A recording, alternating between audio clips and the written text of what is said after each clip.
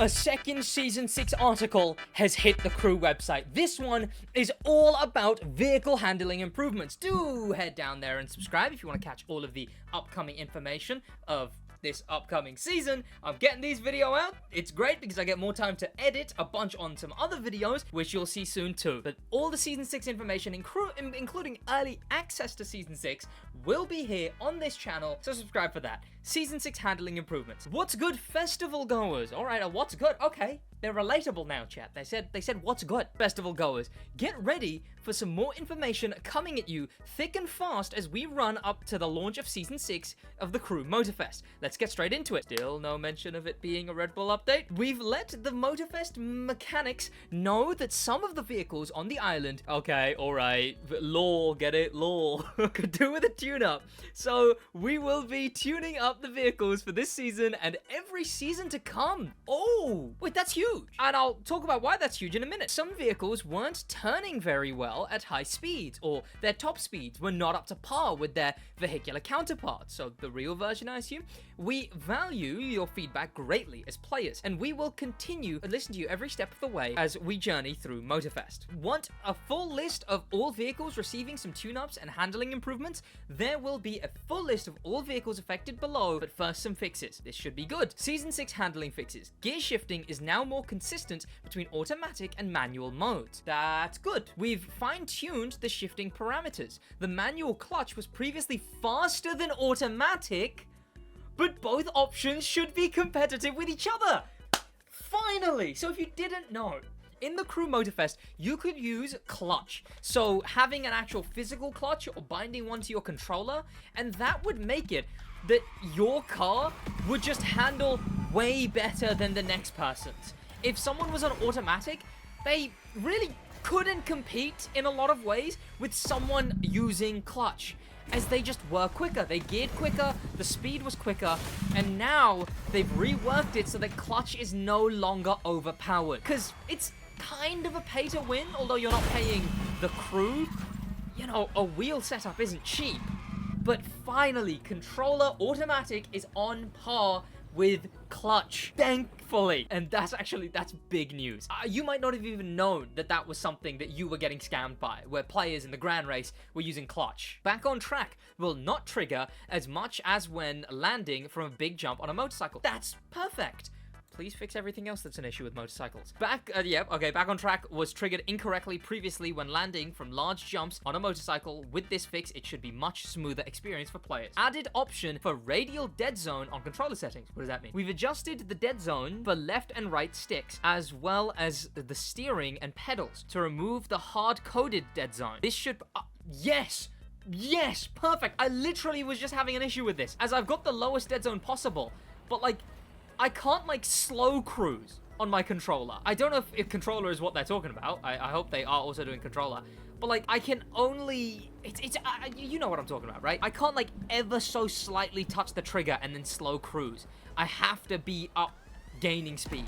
It's always been really annoying, because slow cruising, especially with how good the environment looks in this game, is really satisfying. Updated the quad physics to avoid unwanted behaviors. What it says on the tin, the quad should now operate as designed.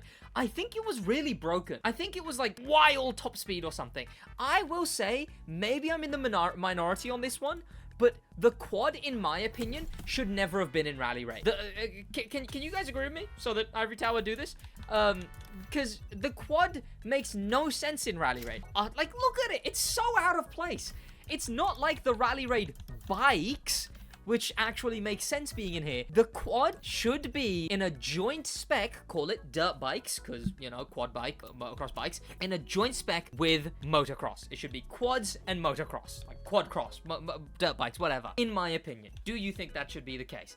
It just makes sense to me, and I'm gonna stand by that. Okay, affected vehicles. These are all the vehicles getting, presumably all buffs, right? I guess they don't say. This is for everyone looking for it visually. It's important to note, no street tier 1 cars, only street tier 2, only the ones you're gonna see that I'm about to show you. So every single Dodge in street, when I mean every single one, I mean every single one that you're looking at here, not just base models but edition models too. So every Viper, every Challenger, every Charger, every model is getting an update. Then the Ford every single Ford in Street. So every Mustang, every Shelby Mustang, every GT, or well, the two GTs, the base and the Ruby. This even extends to the most modern of modern, being the Mustang Dark Horse, the Motorfest edition, the Fastback, the Mustang GT. Every one of these, every Ford, every Dodge is getting a change. Mercedes, both Benz and AMG are all getting changes, up to even the newest. Every single one of these. Toyota, all except the Liberty Walk Supra. As far as I can tell, just the Ryujin, the Supra GR, and the A80 base model.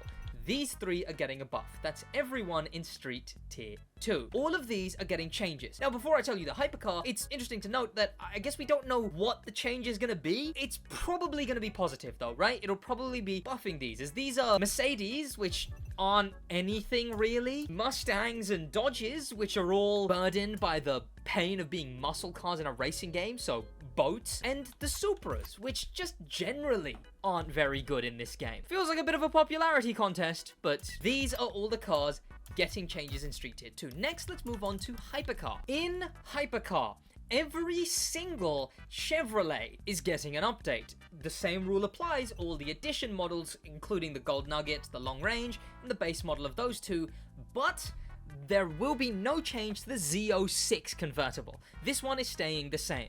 Only the C7s are getting an update. Every single, and I mean every single, Ferrari in Hypercar. Every single McLaren. That includes the Blast Edition, the Gold Line, and any other edition. The Elva, the Senna, the 12C, all the base models. Pagani. Every single one except the Utopia. So, the Huayra, the Zonda, the Huayra Rubicon, the Zonda Primary. Saleen is also getting an update. The Glacier and the non-Glacier. So, all of these except for the two that I told you aren't in Hypercar. Next is Racing, Rally Raid, and Motocross.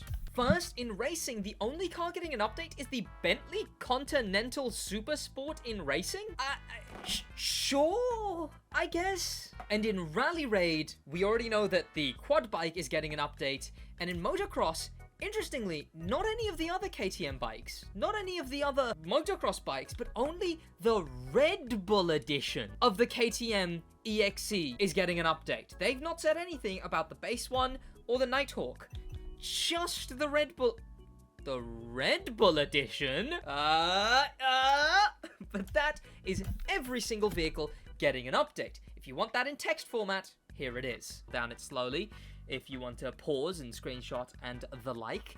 But there you go. It's just full brands in specs, except for the occasional newer car not getting an upgrade. But for the most part, all of these are getting upgrades. Every single Ford in Street Tier 2. Every single Toyota in Street Tier 2. Every single Dodge in Street Tier 2. Every single Mercedes in Street Tier 2. That's both Mercedes-Benz and AMG. Every McLaren hypercar. Every single Ferrari hypercar. Every Pagani hypercar except the Utopia. Every Saleen hypercar. Every Chevrolet hypercar except the Z06. The Bentley Continental in racing. The KTM Rally Raid quad bike, and the KTM Motocross Red Bull Edition. With these updates, we're making sure your rides feel smoother, faster, and more responsive as you tear up the streets and dirt of Oahu.